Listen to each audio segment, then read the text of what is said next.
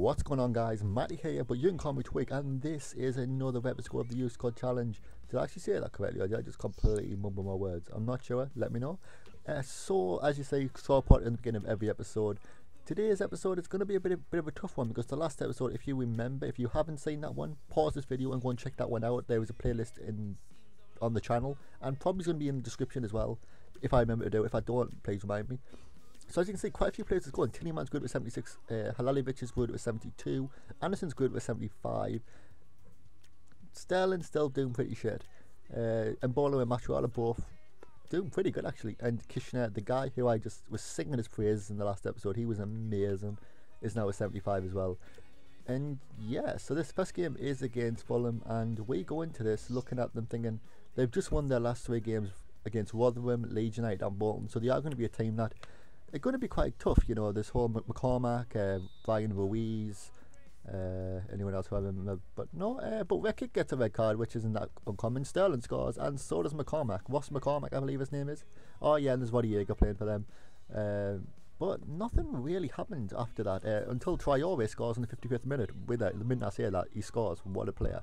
So 2-1 at the moment, and if we can hold on to this could really cement us in a good position for the league. And yeah, we do. 2-1, first game of this episode, and this is taking our unbeaten streak to quite some length. So the next game is against Rotherham United, a team that's lost their last 3 games, Leeds United, Fulham and Bolton. So the other team that unfortunately aren't doing that great. But we do go up straight away in the 14th minute. They get a yellow card in the 16th, and in a red card in the 27th. So we are 10 men. We are 1 man up anyway. And Bolo scores in the 40th minute. So Anderson and Bolo just pretty much doing what they used to do. And then Kishner comes and scores.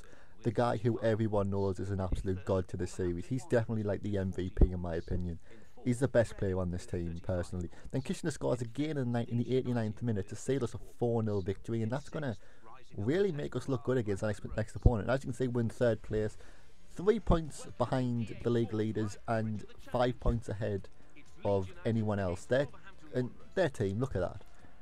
Silvestri, obviously there's Adrian, can't remember who their striker is, but and Antonelli, White, who I believe was a winger in the last series, in the last FIFA. I mean, I believe he was a right back. Oh no, left back.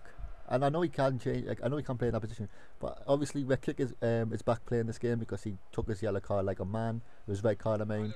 And yeah, so they do go on the attack in the 12th minute, and this was all of them. I mean, there's not that many. The reason I had this episode's quite short is because nothing really happened. White comes through, he shoots, and he scores.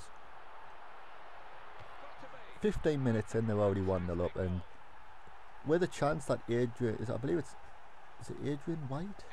It sounds familiar.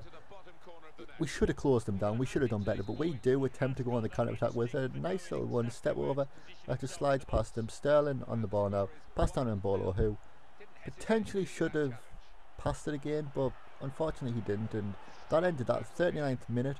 They pass it round, Bianchi to Austin, who passes it down to Argitelli. We clear it, and that's all what happened. It was end to end all game. We just ran at them, got tackled, they would run at us, we would tackle them. They get one chance and they get away with it. As you can see, we're just like struggling really to get anywhere with the ball. Tillyman now attempts, and I was going to try and go for a Tillyman long shot because I've been told he's really good with them, but again they would just close me down so quickly. And this was an unfortunate half, because straight after this, well, this half does end as a 1-1. And yeah, personally I think we should have done better. I mean, they do cross it in here, and this gets incredibly close. I mean, if I don't know how to pronounce his name, Antonetti, I don't know, scored, but the next chance does come up in the second half in the 60th minute, and it's from them once again. Oh no, it's not actually. Tillyman gets the ball, he passes it up to Halalic. Halalic now just tries to dribble around a few players, passes it down to Anderson, who is a pretty decent player actually, who runs like he always does a nice little chop, 2 chops in a row. He tries to pass it through, but they unfortunately get there, and that was, I believe, no, it wasn't offside, but that'd have been pretty sick. So in the 89th minutes, when the next chance happened, we run through past the Tilly man, who can't really say anything, because as you can see, they just close us down so quickly. It's impossible for us to kind of get away. Sterling now tries to chop back, he doesn't make it. Up to Tilly man, who I was thinking, should I try and go for the shot, but no, he's getting too close. Anderson crosses in, but he's just offside, and that was devastating to us, because that was pretty much the end of the game. They do bring on a substitution, but it's too late for us now, and it's really just too late for anything to really happen in this match. So yeah, unfortunately we do win. We do lose that game to Adrian White goal, and I am disappointed with it. I'm not gonna lie. It was a bit of an annoyance for me playing this game, and recording it. I didn't really want to show you it because it was just such a boring game. And this episode was.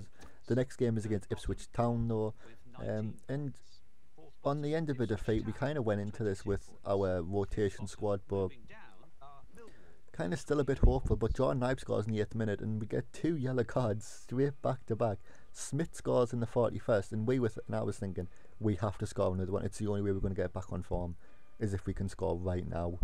And unfortunately we don't. They shoot in the 68th minute, and they put it in the back of the net, and that's how that game ends. So we went from quite a good run of victories to a defeat very, very quickly. However, Sheffield Wednesday was a opponent that I decided to play my best team. I thought, let's put them out there and let's just hopefully annihilate them. And 5 minutes in, Mbolo scores, and they get an injury, which is kind of unfortunate for them, but it's not really my problem.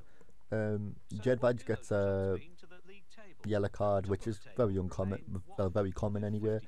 Emre Cantor somehow scores.